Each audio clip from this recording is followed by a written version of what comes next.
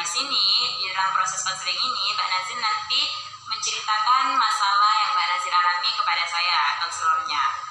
Dan Mbak Nazil harus terbuka. Jangan takut untuk kemudian masalah Mbak Nazil saya sebarluaskan. Karena di dalam proses ini ada asas kerahasiaan. Dan saya wajib menjaga masalah Mbak Nazil sepenuhnya. Dan Mbak Nazil harus terbuka kepada saya tentang masalah yang Mbak Nazil alami. Oh, jadi seluruh permasalahan saya ini aman berarti ya Kak? Iya, jadi Mbak Nazil gak usah khawatir takut masalahnya nanti saya bongkar, enggak akan, karena di sini ada asas kerahasiaan, Mbak. Iya. Baik, Mbak Nazil, kalau boleh tahu apa masalah Mbak Nazil? Jadi gini Mbak, saya itu kan punya pasangan gitu kan. Kita itu kan udah usia mau beranjak dewasa, bukan anak SMP lagi, bukan anak SMA lagi. Kita itu kan udah waktunya apa-apa serius, apa-apa gak usah main-main gitu kan, gak usah banyak basa-basi gitu kan. Terus di awal kita memutuskan punya hubungan, memutuskan buat jalan sama-sama, kita itu punya kesepakatan bahwa kita itu kayak bener gandengan, kita itu sama-sama ada, sama-sama punya rumah, sama-sama menganggap ini punya saya dan kamu punya saya dan saya punya kamu. Kita itu menganggap gitu, tapi kita itu tetap fokus ke apa yang seharusnya kita prioritaskan, entah itu pendidikan kita, entah itu kesibukan kita, entah itu organisasi kita. Ya, apapun yang seharusnya kita lakukan dengan baik, apapun yang seharusnya kita maksimalkan dengan baik, itu kita gak boleh mengganggu satu sama lain. Artinya kita itu selalu ada, kita itu cuma selalu ada, butuh rumah buat cerita. Kalau masalah kayak izin, biasanya anak sekarang itu kan apa-apa izin, kesini izin, gini harus izin. Itu kan basa-basi gitu kan, kayak anak SMP. Kayaknya itu gak perlu, soalnya kita kan cuma pengen, kita punya masalah, kita pengen cerita, terus dia respon gitu kan, terus dia kayak meluk kita, ada buat kita, kan cuma pengen gitu kan, satu hubungan itu cuma pengen pemahaman satu sama lain, jalan sama-sama, nguatin sama-sama, nanti kan suksesnya juga sama-sama gitu kan, gitu. Jadi apa yang Mbak Nazil butuhkan dalam masalah ini? Jadi saya itu ngerasa sekarang tuh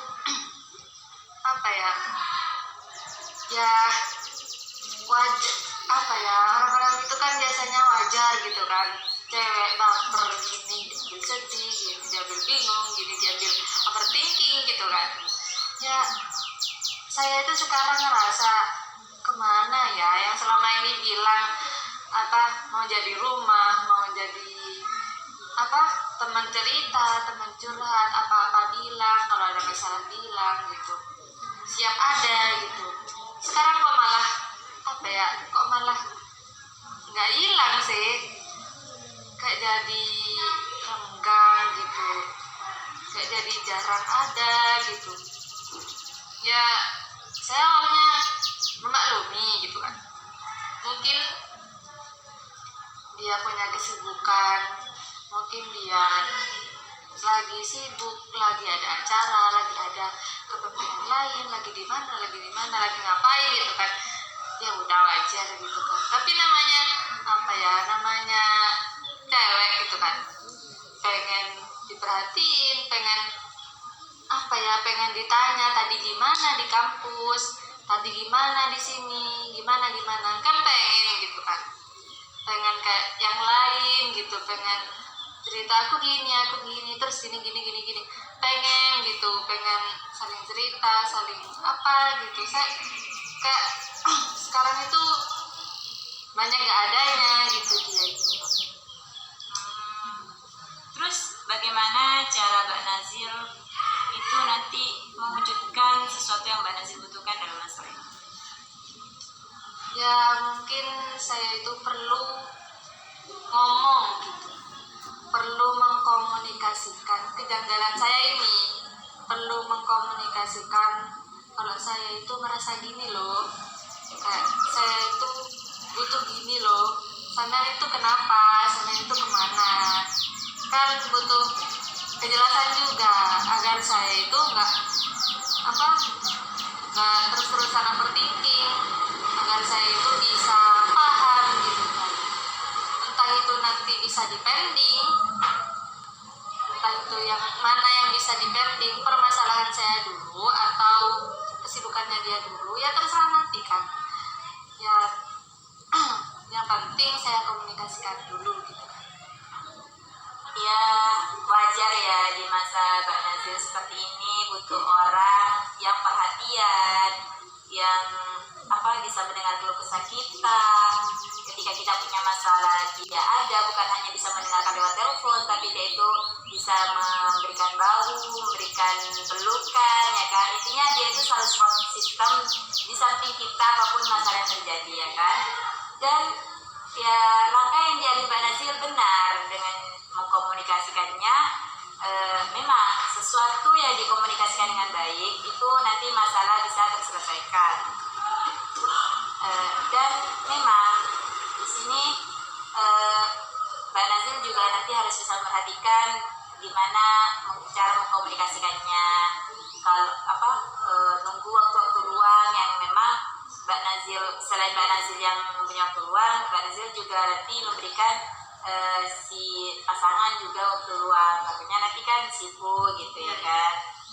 Ya menurut saya memang apa yang Mbak Nazil inginkan itu memang ya wajar di masa-masa remaja seperti ini. Memang mungkin Mbak Nazil butuh orang yang bisa mendengarkan apa yang Mbak Nazil tadi sudah alami selama 1 hari tadi. Kemudian ya ketika ada masalah, orang itu bukan hanya bisa mendengarkan masalah kita, tapi dia juga ada di samping kita, memberikan bahu untuk kita bersandar, memberikan pelukan hangat ketika kita menangis. Intinya pasangan itu selalu support system kita, baik itu suka maupun duka, dia itu selalu ada. Dan langkah yang Mbak Nazil ambil untuk mengkomunikasikan, ya memang menurut saya itu benar. Soalnya kan sesuatu masalah itu jika dimusyawarahkan atau dibicarakan itu memang nanti pasti bisa menemukan jalan keluarnya. Karena bukan cuma dari sudut pandang Mbak Nazil saja, nanti ada sudut pandang dari yang cowok juga otomatis ya kan. Jadi ketika sudut pandang Mbak Nazil seperti ini, kemudian sudut pandang yang cowok seperti ini disatukan, mungkin nanti akan menemukan solusi yang baik dan yang benar. Dan ya memang selain itu kan untuk menetapkan waktu kan ya, untuk kapan bisa mengkomunikasikannya. Mungkin Mbak Nazil ada waktu luang, tapi belum tentu yang cowok ada waktu luang. Kan dimana tadi kan hubungannya ingin seperti ya melakukan kehidupannya masing-masing, tidak harus Mbak Nazil keluar harus izin dulu kepada pasangannya mau keluar harus izin dulu pada Mbak Nazil, enggak kan? Ya sesuai dengan jalan hidupnya. Kalau ya kita kuliah, fokus kuliah dulu, sambil bekerja ya bekerja. Ya di sini juga ya Mbak Nazil kan harus bisa memberikan waktu luang kepada pasangannya ya kan, supaya pasangannya juga bisa bekerja. Namanya juga kan cowok ya Mbak, beda dengan perempuan. Perempuan itu ya sedikit-sedikit aja memang baper ya kan. Apalagi kalau menstruasi itu mesti hormonnya naik, itu pengennya yang dimanja gitu. Apa-apa kalau yang cowok lagi itu pasti salah dari ujung-ujungnya. Iya, jadi saya itu juga mikir kalau saya kalau saya terlalu obsesif, terlalu menggambarkan overthinking saya, takutnya nanti dia itu ngerasa keganggu, dia itu ngerasa gak nyaman gitu kan. Soalnya emang tipikal orang-orang tipikal tipikal agak cuek gitu kan. Oh, seperti kulkas ya. Iya. Emang tipikal agak cuek dan pengennya itu nggak usah basa-basi, langsung aja gitu kan. Apa-apa itu ya fokus. Kalau pengennya itu dia ini, kalau prioritasnya itu dia ini, ya udah ini gitu kan. Ya udah, saya itu kan ngerasa pas, oh iya dia itu punya prioritas, saya juga punya prioritas. Ya udah, seharusnya kita itu jalan masing-masing. Oh ya, nanti suksesnya juga ketemu gitu kan. Kita itu jalan ke tujuan masing-masing aja dulu gitu kan. Kesepakatan di awal. Ya menurut saya itu kan udah baik, dia itu laki-laki berprinsip gitu kan, punya tujuan. Itu kan udah apa ya? Udah lebih dari cukup menurut saya kan. Kan bisa bertanggung jawab ke hidupnya sendiri, otomatis dia juga bisa bertanggung jawab ke hidup kita nanti gitu ya. Jadi saya itu nggak boleh merepotkan dia dengan keinginan saya yang gini. Tapi kalau nggak dikomunikasikan, nanti ya jadi masalah ke saya juga. Saya nggak enak, merasa nggak nyaman gitu kan. Terus nanti dikhawatirkan kalau nanti seumpamanya ributin apa gitu kan. Nanti saya pas mungkin kamu selalu nggak ada, kamu selalu gini, aku main cerita kamu nggak ada gitu kan. Otomatis masalah yang seharusnya nggak sebesar itu nantinya, masalah awalnya bukan itu, terus itu yang saya itu otomatis kan jadi besar. Dan itu pas apa ya, terus nanti dia itu nyanggah, kenapa nggak bilang dari awal gitu kan. Kepengennya kamu itu gini, terus gitu kan, kenapa gak dikomunikasikan dari awal gitu kan. Ya sebenarnya apa ya, satu hubungan ini kan tujuannya itu ke yang sehat-sehat aja gitu kan, gak usah terlalu ribet ya, gak garing-garing amat gitu kan.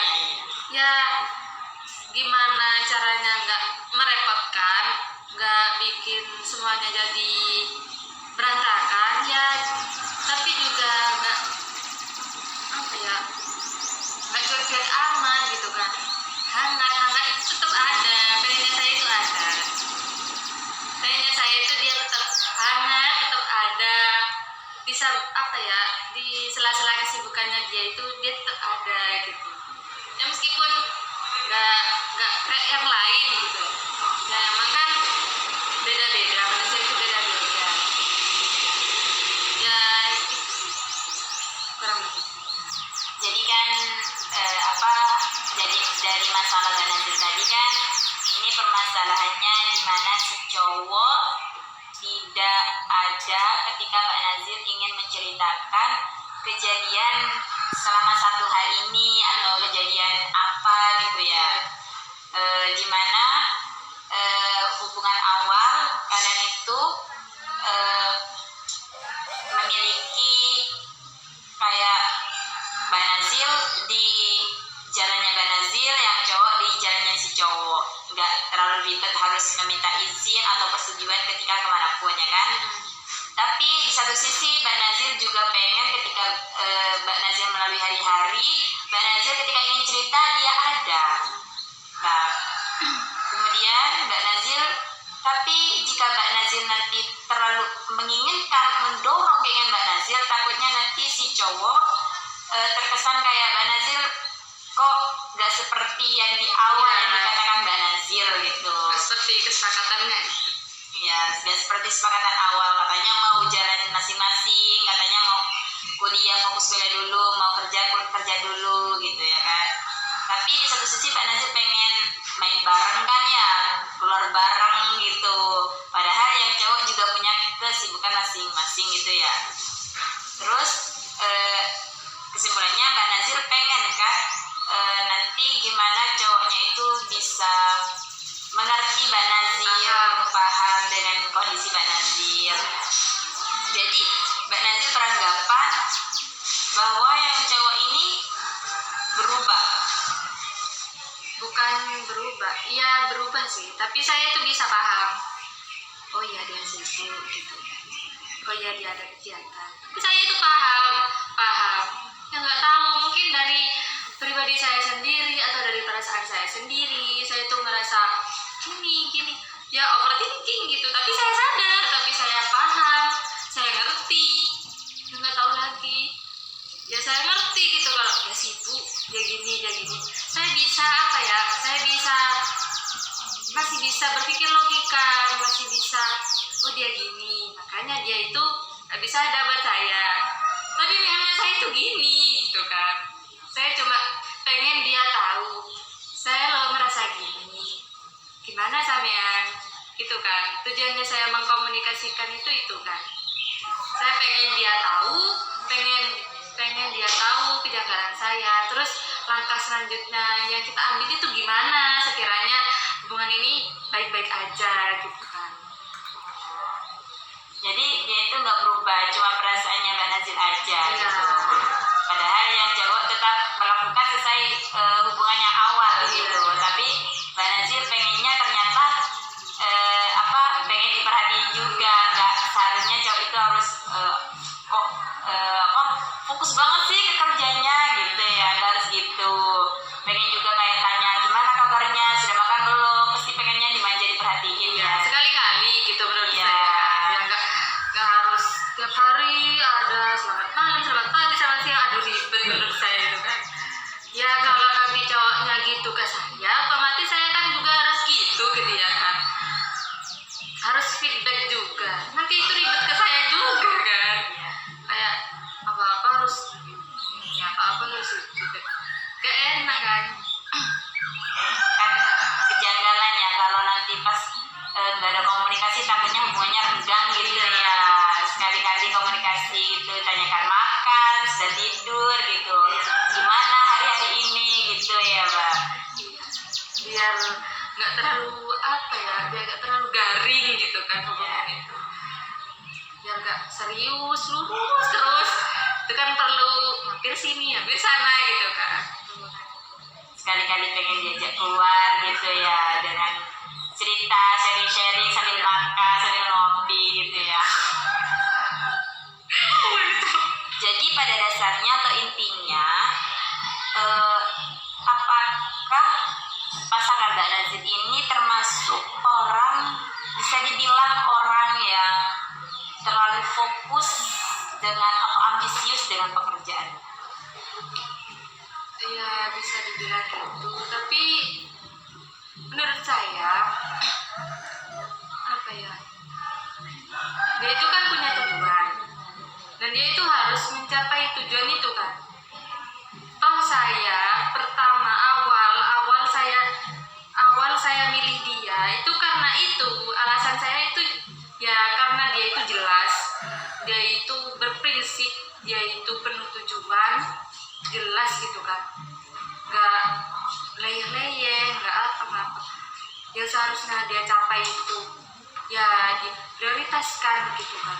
Ya saya kagumnya itu, saya sukanya ke dia karena itu. Otomatis saya nggak boleh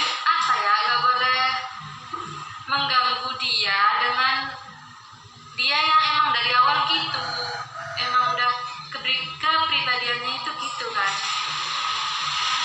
Jadi otomatis kalau saya memaksakan kehendak saya, memaksakan kemauan saya untuk gini nantinya itu mengganggu, otomatis dia kan ngerasa nggak nyaman gitu kan, ngerasa nggak nyaman. Terus misal nanti dia berubah, dia ngikutin kemauan saya, otomatis dia udah nggak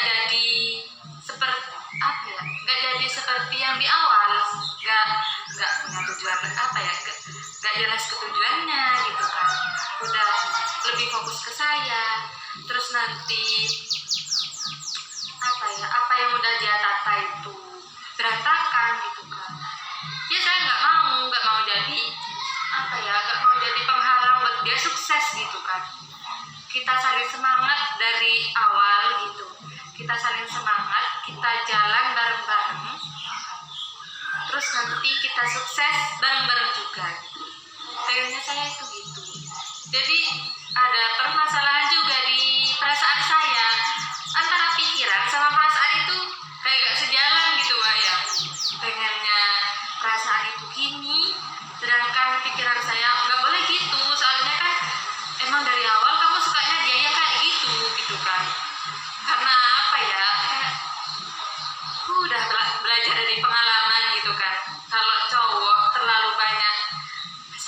sih gitu, tujuan nggak jelas, ini nggak jelas, main terus, keluar terus, terus nanti masa depannya gimana gitu kan.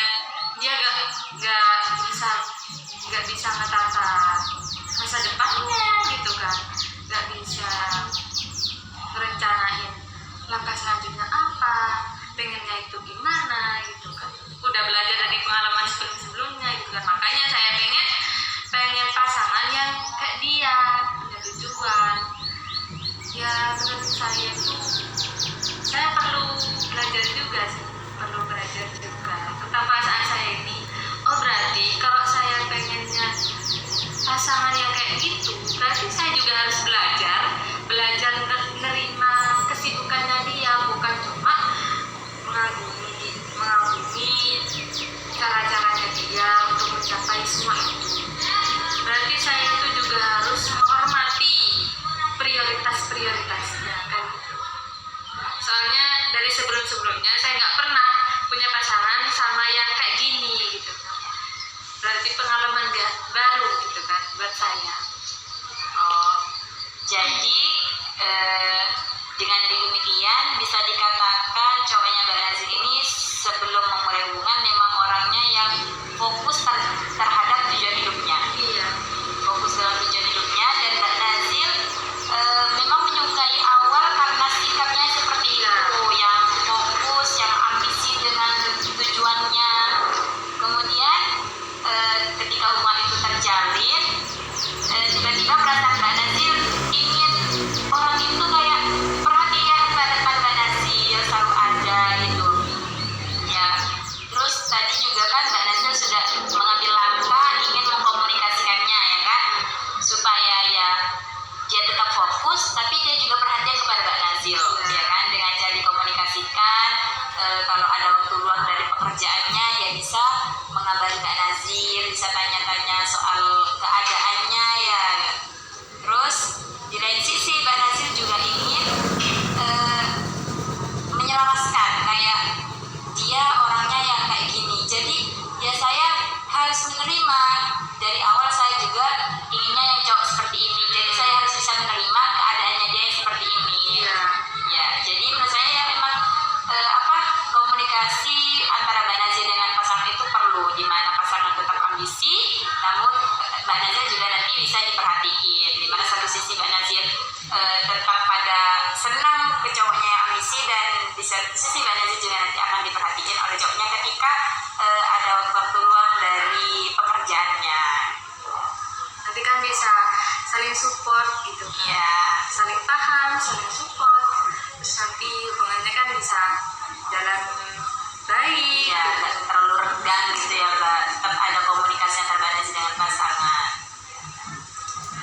Ya, jadi gitu ya Mbak ya. Iya, ya memang benar komunikasi kata Mbak Nazil itu diperlukan. Kalau nanti terlalu ditumpuk nanti menjadi bom di belakangnya nanti ya kan Mbak. Iya. Ya memang perlu supaya nanti ya mungkin dari kesibukannya itu nanti dia itu paham, oh iya aku juga punya pacar, aku punya pasangan yang harus aku juga punya pasangan yang harus diperhatiin gitu ya kan. Ya. Iya. Terima kasih ya Mbak. Ya, Ya kalau gitu saya pamit dulu.